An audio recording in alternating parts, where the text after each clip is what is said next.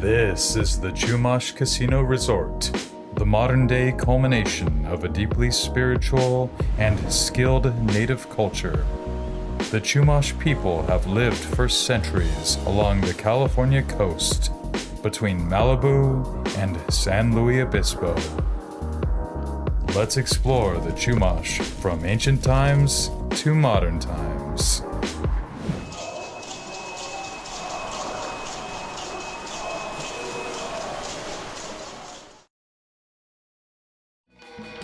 I was on a quest to learn about and experience as much of the Chumash culture that I could in one day. I would visit the Chumash Indian Museum, the Chumash Painted Caves State Historic Park, and the Chumash Casino Resort. The Chumash Indian Museum is located in Thousand Oaks, California, and is roughly 80 miles from my hometown of Orange, California, and roughly 45 miles from Los Angeles, California. The Chumash Indian Museum in Thousand Oaks opened in 1994, and soon it will not be alone. Recently, the Chumash have set aside land for and are planning a new museum and cultural center next to their casino. In fact, it should be opening this year, 2023. It was a beautiful day, just as I planned. You had to yank on the door to open it. There are various cool displays like this. This section is of Los Angeles Times photographer Ken Lubas. He combines photos of Chumash people in traditional wardrobe with acrylic paint. The Chumash are one of the most iconic native tribes of California. From their invention and use of the plank canoe to their mythical cave art, they are a people who played games and engaged in sacred rituals and festivals. Archaeologists have found settlements as far back as 11,000 years, and specifically Chumash artifacts from 2,000 years ago. They were hunter-gatherers living off of native animals and plants. They had tools and a trade network. They enjoyed fish, shellfish, deer, antelope, rabbits, birds, and seals. Sometimes a beached whale was feasted upon. They had art and music, but then the music came to an end. I picked up a couple of books at the museum, which tells their story. The Chumash culture changed forever when Juan Rodriguez Cabrillo, the famed explorer, sailed into the Santa Barbara Channel in 1542. This was the first contact the Chumash had with Europeans. Diaries from Cabrillo's expedition reveal friendly encounters with the Indians. In 1602, Sebastian Vizcaino followed Cabrillo's route and noted that the Indians were friendly. He gave the Santa Barbara Channel its name. There are no known documents of the next 150 years of Spanish-Indian relations. Then, in 1769, Gaspar de Portola led an expedition to establish settlement and missions in Alta California. It was a combined military and religious effort. The missions were built to convert the Indians to Christianity, while soldiers were posted at presidios and stationed at the missions to protect Spain's political interests. 21 missions would be established from San Diego to Sonoma. 5 missions would be built in Chumash territory.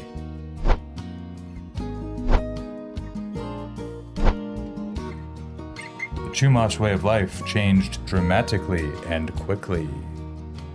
Many Chumash people were successfully converted to Christianity. Indian labor built the missions, and Indians performed the work required for daily life. The Chumash who learned a new way of life at the missions went back to their villages and recruited more Indians to the missions. Eventually, so many Indians went into the missions, the village's social and religious systems broke down. They learned the European way of life. The mission era brought diseases such as measles and diphtheria to the Indian populations, and many died. They went from 22,000 to 2,788 registered in the missions. Then Mexico declared independence from Spain in 1810. Tensions resulted in a revolt in 1824, but the Chumash would have to surrender. Beginning in 1833, the missions were broken up by the Mexican government, and their large land holdings passed from control of the Catholic Church to private landowners. No longer employed by the missions, most of the Chumash sought employment on the ranchos as cowboys and servants. Then the United States of America took control of California. Gold was discovered and American settlers moved west. California became a state in 1850, drawing even more settlers. New settlers forced the Indians off their lands, and racism was widespread.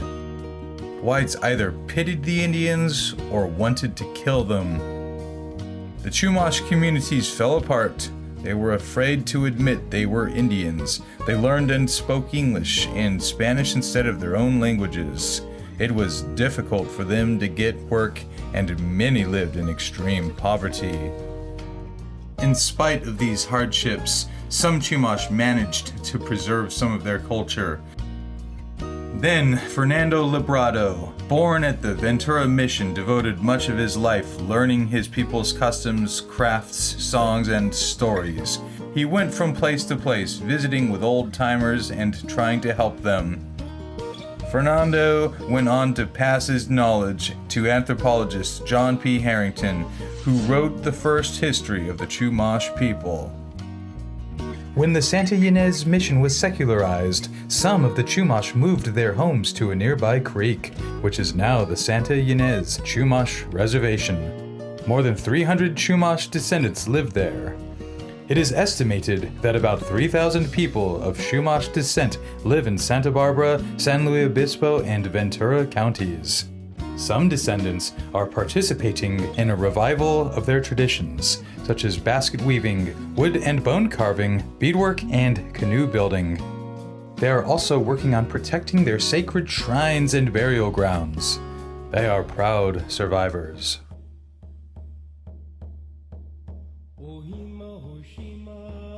There were hundreds of villages throughout the Chumash territory, some as large as towns and some small. Villages were usually built on high ground near a source of water. The largest settlements were located along the coast of the Santa Barbara Channel. They served as political capitals for the surrounding areas and as trading centers for the mountainous interior and the islands. The best location was near the mouth of a large stream. The chief's house was the largest in the village, and he was the only man allowed more than one wife. Near the chief's house was another, used to store large supplies of food for entertaining visitors and for giving people. Each village had a sweat house.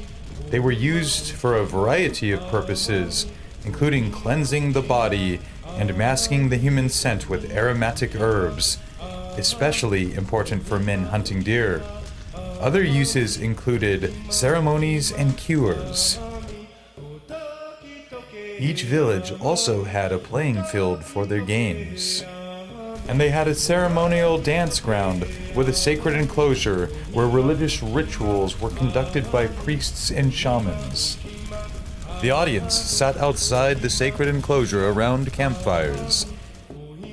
There were also special areas for making tools and artifacts, such as knives and arrowheads. Villages were usually peaceful places centered on family life, work, religion, games, and music. Acorns were the most important plant food for the Chumash and other California Indians. They also used pine nuts. They ate fruits such as elderberries, prickly pear cactus, and manzanita. However, much of their diet is unrecognizable today, such as cattail, bulrush, poyon, and more. They lived in dome-shaped thatched houses. They were built of tule and cattail strapped around a framework of arched wooden poles. Each house had a fire pit in the center for heat or cooking in bad weather. Otherwise, cooking was done outside. The top had a smoke hole for ventilation, but it was covered during rain. Single-family homes were usually 12 to 20 feet in diameter. The chief's house could be up to 35 feet. Their houses would be laid out evenly in rows or evenly spaced out in random patterns. And without further ado, the most famous invention of the Chumash was the plank canoe, called a tumul. These tummuls were the best way to travel and carry goods along the coast. These canoes traveled between the Santa Barbara coast and the Channel Islands of Santa Cruz, Santa Rosa, San Miguel, Santa Catalina, and sometimes Anacapa. The Chumash people also used these canoes to fish and hunt for seals, sea lions, and sea otters. The best material for making a canoe was redwood. Redwood did not grow in their territory, so they had to find redwood that washed up as driftwood from further north. If no redwood was available, they used pine, and they made them relatively waterproof. To waterproof the boats, 2 ingredients are used. One is tar from local beaches that just washes up, and the other is pine sap from the trees themselves. So if you melt these 2 things together in a large stone bowl, you get a brand new substance the Chumash called yacht, which acts as a waterproof glue, keeping the water out of your vessel. They ranged from 12 to 30 feet long. The bigger ones could hold 12 people and up to 500 pounds of fish. They were called the Houses of the Sea. The museum has a half-sized replica. The Brotherhood of the Tumul was a special group of people, men who knew how to make canoes and travel in them across the Santa Barbara Channel. They were the only ones who possessed this knowledge. If anyone wanted to learn how to make canoes, he had to ask to be admitted to the Brotherhood. If admitted, he would have to make a payment, and then he would learn their secrets. Members lived in all the different canoe ports, and they were among the wealthiest and most respected people in their villages. The Chumash have been widely recognized for their musical talent. In fact, just listen to the soundtrack right now. Anthropologist John Harrington recorded many songs and myths on wax cylinders. In 1978, a research associate of the Santa Barbara Museum of Natural History transferred them to new tapes and transcribed the words and music. They made lullabies, gambling songs, songs of joy, and songs to teach children the morals of Chumash society. Music was used at festivals, rituals, and ceremonies, as well as recreation and healing. Musical instruments included whistles, flutes, bull roarers, and rattles. This is a tumul that Fernando Labrado supervised the building of. Turtles were hunted by the Chumash. They used their shells to make rattles. The raccoon was seen as a mentor to young men. Men would observe raccoons to learn about local plants they could use to survive. The coyote was revered, as was the golden eagle, the chief of the first people. These works of art represent coastal life, island life,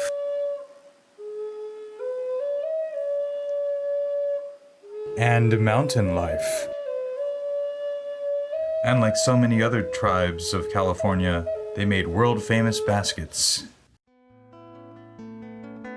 The gift shop has some authenticity, like these bath products made by a Chumash woman. And these are some of the other books pertaining to the Chumash and California natives. And here's some cool posters. Then I headed out to the replica village. It is a half-mile path.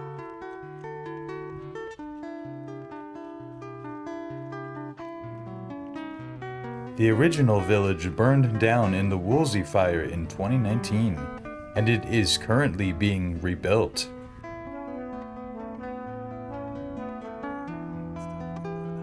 When I went, I mostly had the village to myself. Nice for a Saturday.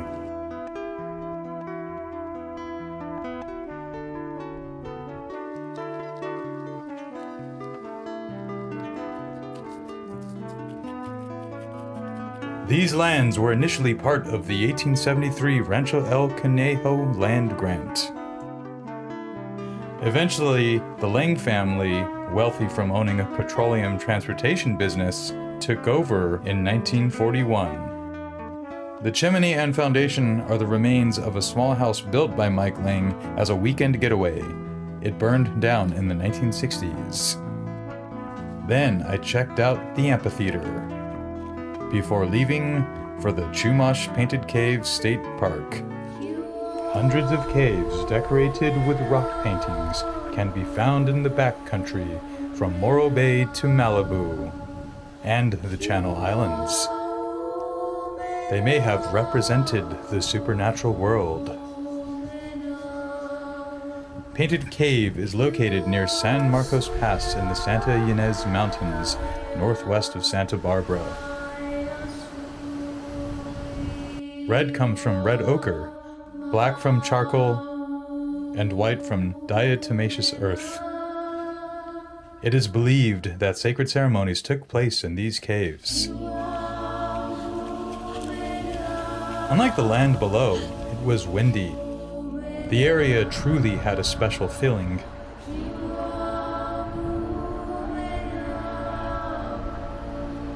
Unfortunately, the caves are locked off by a gate. But this is how they look.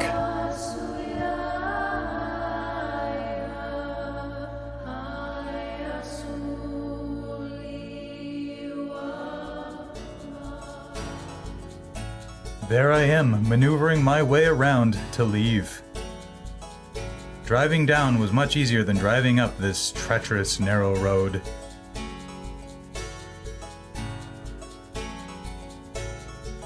And finally, I was headed to my last stop.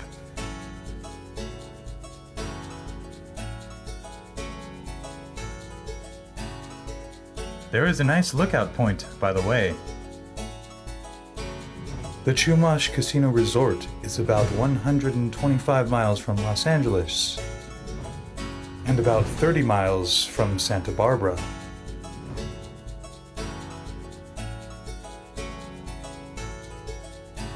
These highways were originally Chumash trails. Beautiful Lake Cachuma Park caught my attention, also Chumash land.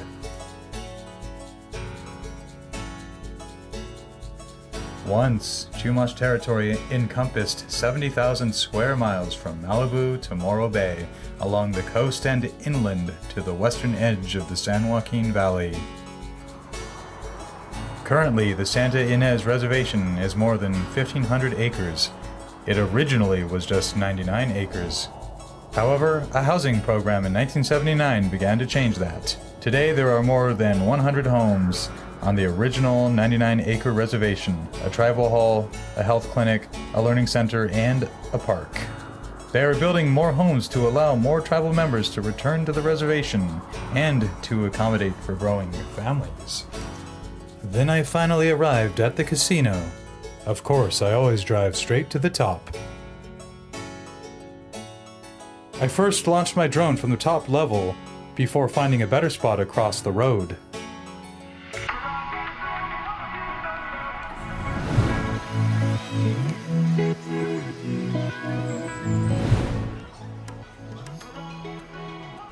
They were showing their tribal and cultural pride in the lobby.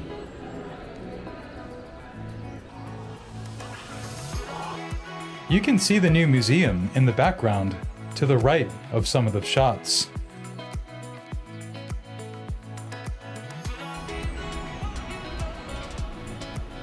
They used to have a buffet, but not now. Major sadness. Willow's is a 4-diamond restaurant specializing in steak and seafood. Grains and Grounds has numerous original treats like gelato and cookies. But I was there for the Starbucks Frappuccino. Truly delicious vibes.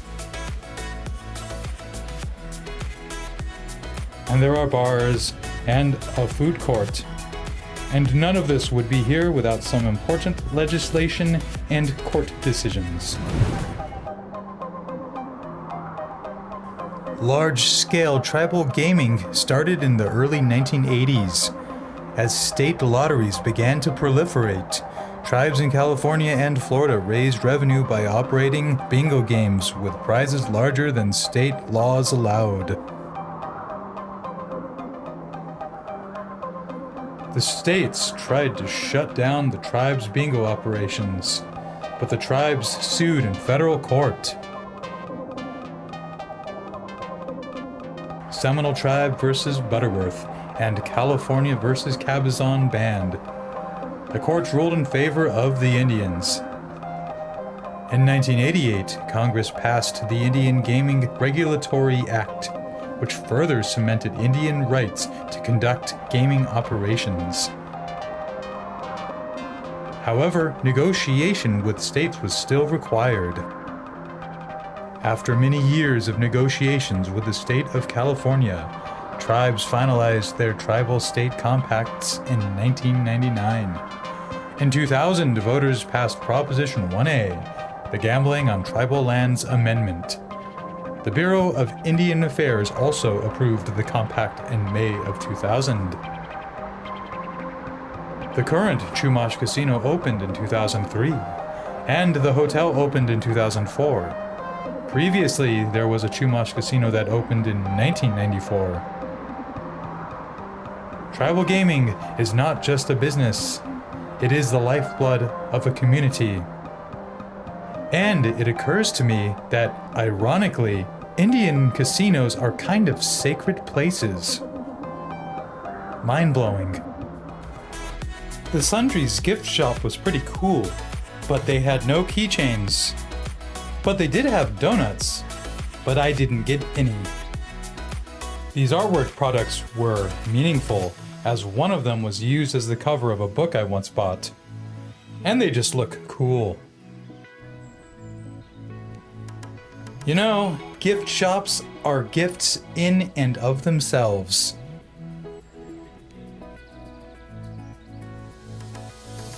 Then I had one last walk through the casino floor.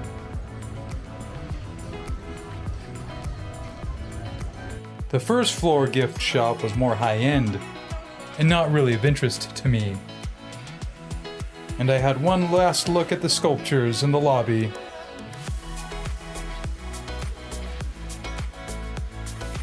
And then I took the walk back to the parking structure. Just like all the Indian casinos, epic parking is here.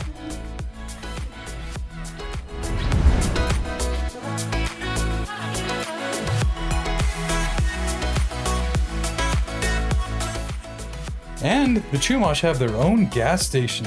I left for home feeling good. Hope you enjoyed the video. Hit the thumbs up and subscribe for self-reliance.